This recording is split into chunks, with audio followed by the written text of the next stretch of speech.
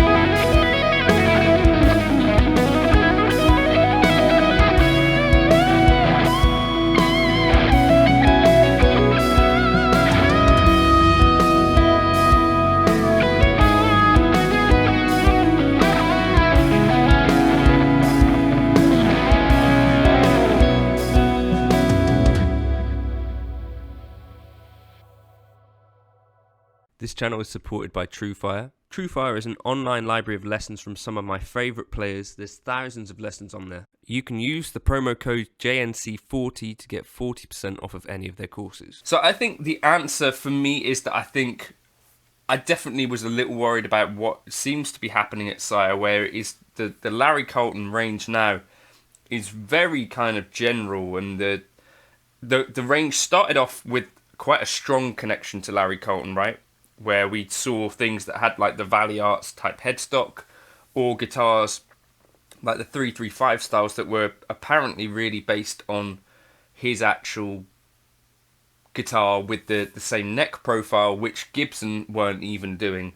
So there used to be quite a strong connection to Larry.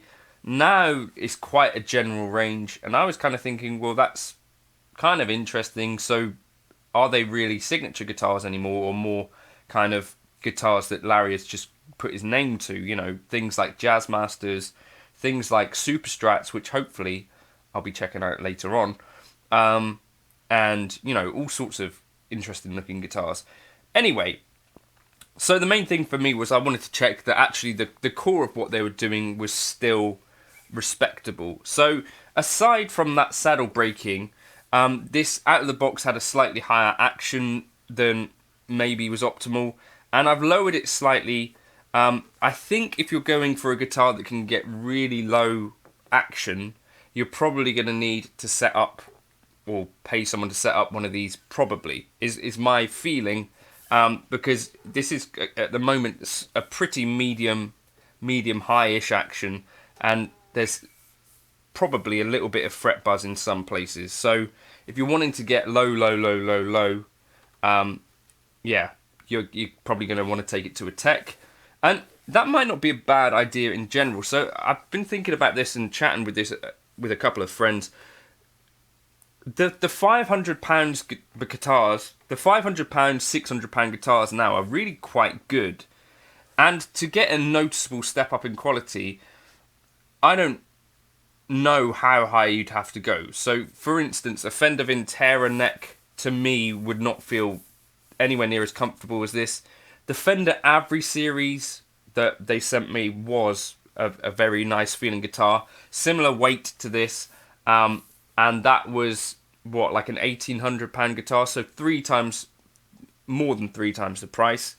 A PRS Silver Sky Core out of the box, I'd imagine would feel a step up quality-wise from this, which, again, that's like a £2,000 guitar. But in that kind of mid-range, I think there's a bunch of guitars that it's probably going to be a little bit of a toss-up as to whether the thing works for you way better or not. I think probably, and I was talking to another buddy about this, Chris, that he was saying like he likes the idea of the Sire stuff, but looks-wise it doesn't really do it for him. So I think there is an element of that where the headstocks maybe look, you know, that's a bit of an acquired taste if you're into the Valley Arts thing. And then, you know, some of the plastics and bits and pieces like that, if you're going to get nitpicky with it, there are definitely better looking guitars I think you go for. I think the PRS Silver Sky SE, for me personally, the neck profile, I think I would go for one of those, probably. Similar levels of quality, both made in Indonesia. The PRS would have the poplar body and a closer to 8-inch radius. I think this is 9.5. Very comfortable feeling neck, a little bit on the slim side for me personally. So this is definitely slimmer than an AZ, an Ibanez AZ. But in terms of quality, feels about there with an Ibanez AZ, I think, as in the Indonesian models of those. Really comfortable neck, really comfortable fret edges, but do check other reviews because there does seem to be some varying quality on these. For the gig, it was super, super comfortable, and now not all guitars, you know, if you play them for 2 hours, are going to be super comfortable. So, in general, I think I would still say Sire are making, certainly these models, they seem to be about the same level of quality as when people were blown away by them, I think. So even when the first reviews came out, I was kind of thinking, like, are they as good as this? I think they are really, really good guitars for the money. I think they might just be really good guitars in general, or bordering on really good.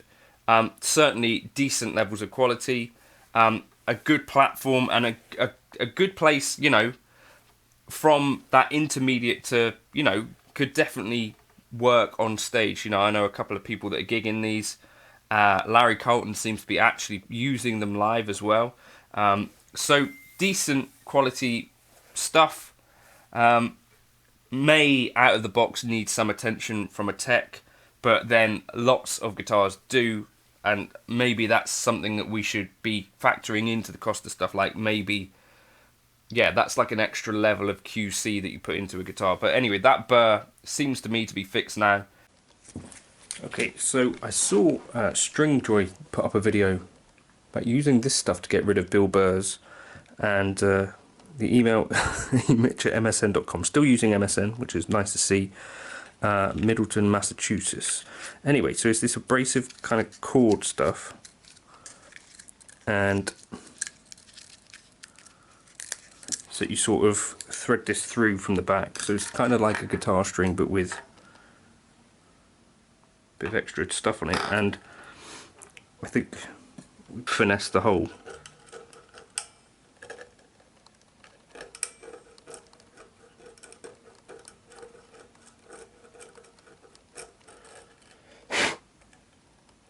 try and get rid of whatever that bit of stuff that it was catching on was.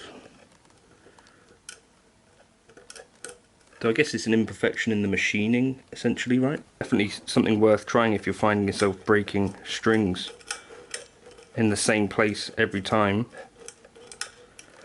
I guess I'll report back on that, but hopefully that will have done something. A great feeling guitar is now going to be going to my buddy John over in Spain.